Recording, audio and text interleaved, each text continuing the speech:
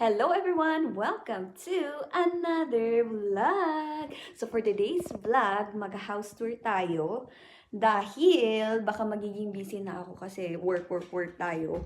And actually, papunta na sana ako ng work pero sabi ko meron pa tayong 30 minutes na mag-vlog. So i-vlog natin itong bahay na to bago natin alisin lahat ng mga gamit. So kaming tatlo dito is nag-decide na lang na mag-move out. And tatlo kami, nakakuha na kami ng bahay sa town. Separate talaga kami ng bahay. So ako kasama ko yung asawa ko. Yung isang kasama ko naman na tumingin siya ng shared room. And then yung isa is kasama niya yung isang kasama namin na Pilipino. And baka hindi ko na to ma-vlog. Kaya naisip ko, oh my God, kailangan ko mag-vlog. Kasi nga ito yung first bahay natin dito sa UK. So, kailangan meron tayong remembrance bago tayo umalis. Meron pa pala tayong good news. Kasi, nagsabi yung company namin na lahat ng gamit na binili nila, actually lahat, except yung microwave and yung ref, actually lahat is pinapamigay nila. So, kaming tatlo, hati-hati na lang kami. And, napagdesisyonan ko, na kunin ko yung TV, and then, yung dalawang side table, yun lang ata yung kukunin ko. Kasi, yung bed and mattress sana, gusto ko sanang kunin. Pero, dahil nga furnish yung nakuha natin na bahay, abangan nyo yun guys, magro-room tour din ako doon.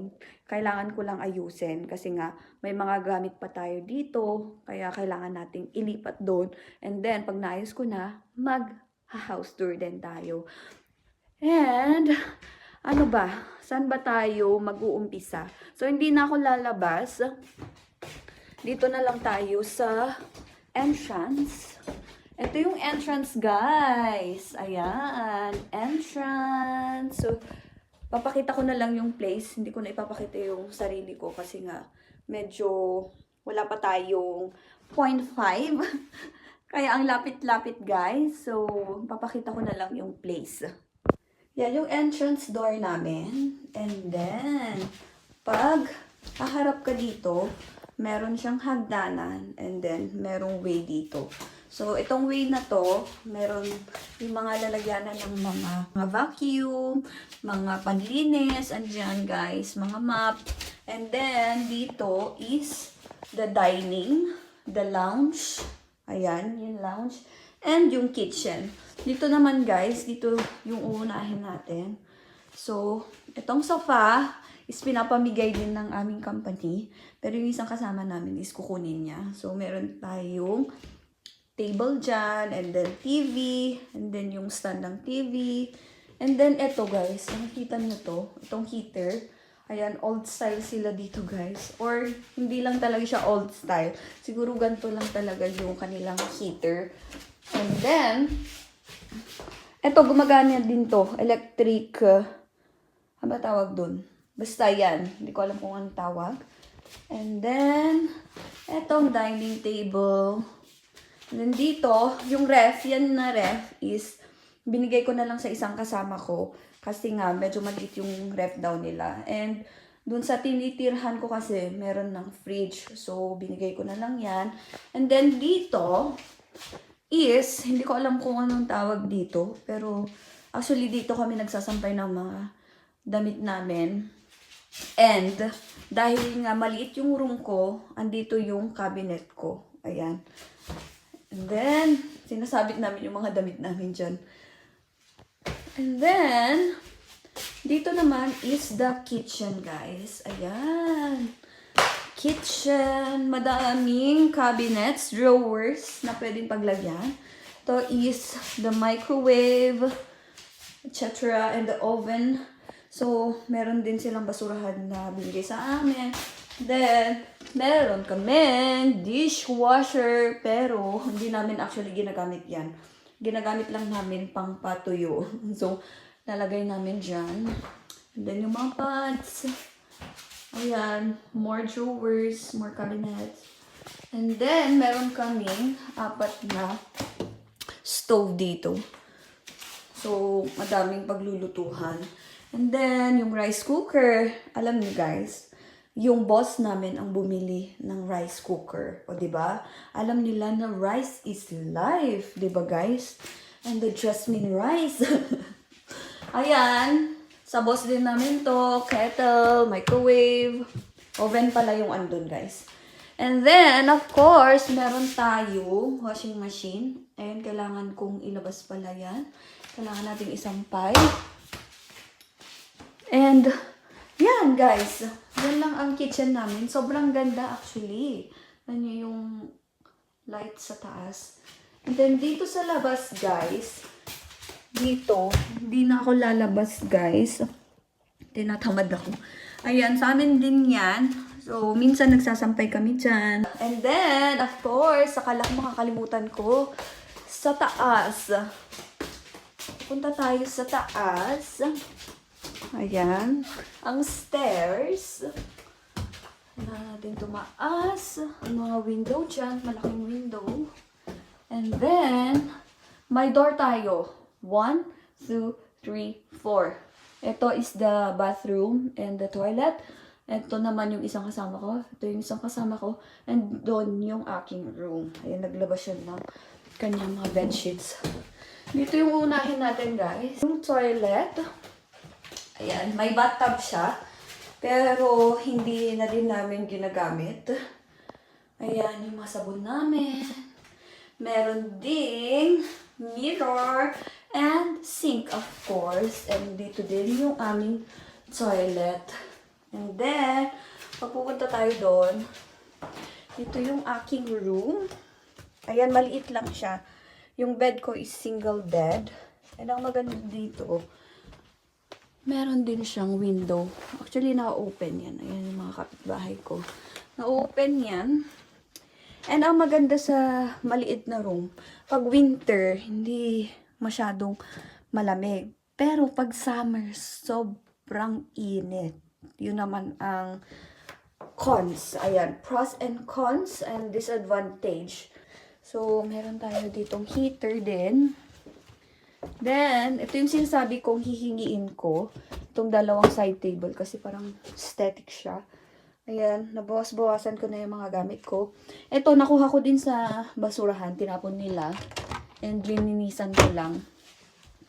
Ayan, pinigay lahat ng aking boss yan. So, pinapamigay nila. And ang kukunin ko lang is ito. Tapos yung single bed is kukunin ng kasama ko. Kasi yung room niya maliit din. So, maliit lang din yung kasya. Ayun guys. Ganyan lang. As in, ang liit. And then, pagpunta natin dito, dahil nagpaalam naman na tayo.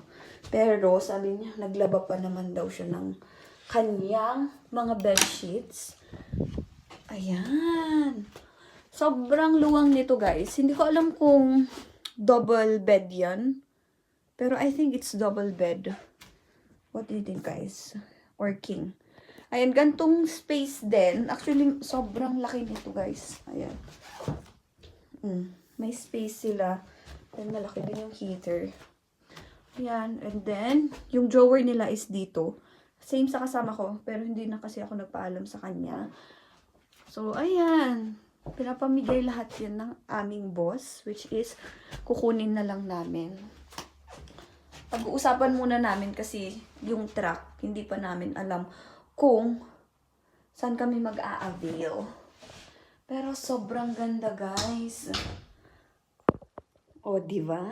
Sobrang ganda. Ayan. Gusto ko lang na may remembrance pag alis namin dito. Kasi, ito yung first na bahay na hinanap ng mga boss namin sa amin.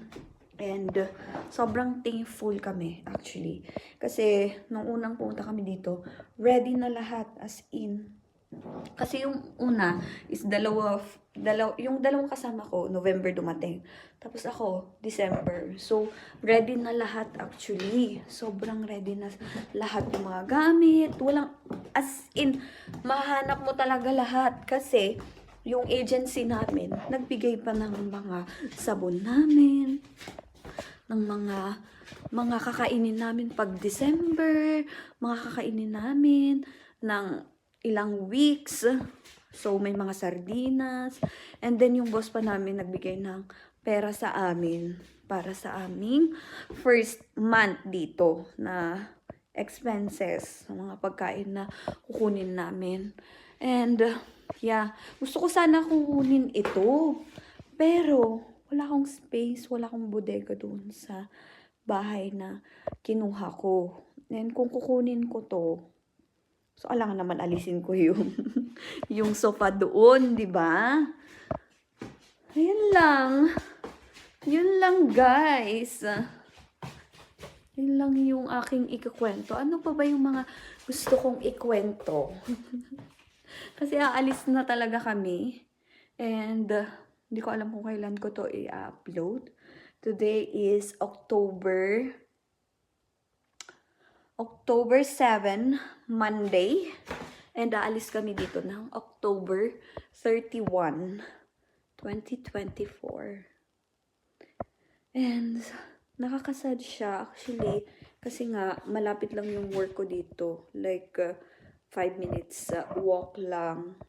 And then yung bagong linipatan namin sa town is mga 45 minutes walk going sa work. And sobrang hirap mag-bus dito din. Lalo na pag weekend. Ayan. Pero no choice. Kailangan lang sanayin yung sarili namin. Actually, yung ginagawa ko every morning is magbabas ako. And then, paggabi naman, kahit 10 p.m. ako nag-out, is naglalakad ako. Kasi most of the time, doon ako umuwi. Kasi nga doon yung asawa ko. And then, dito, minsan-minsan lang. Like ngayon, nag-work ako sa isang house and then mag-work ulit ako sa isang house. So, naligo lang ako and then pupunta na ako sa work. Ayan, maglalakad na ulit tayo papuntang work para pag mag-travel tayo, mas madaling maglakad-lakad. Kaya gusto ko naglalakad and then pag next is mag-bike na ako. Meron lang akong mga iniinda. So, kailangan kong i-rest muna. And then, magbabike na ako maybe next month. Starting next month. Kasi nga 31 kami aalis dito. Ito na yung itsura ng aming old house. Nakuha na namin lahat ng furnitures. And then, dito guys, may mga naiwan pa actually. Kukunin namin. Ayan. And then, dito banda guys, dito namin sinasampay yung mga damit namin. And yung cabinet ko, wala na din.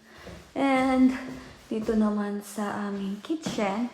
Actually, mas madaming naiwan dito. Ayan. May mga utensils pa. Ayan, kasi naglilinis pa kami. Ayan. And then, yung aming garden or yung balcony. Ayan. Kailangan pa namin linisan yan. And then, pupunta tayo sa taas.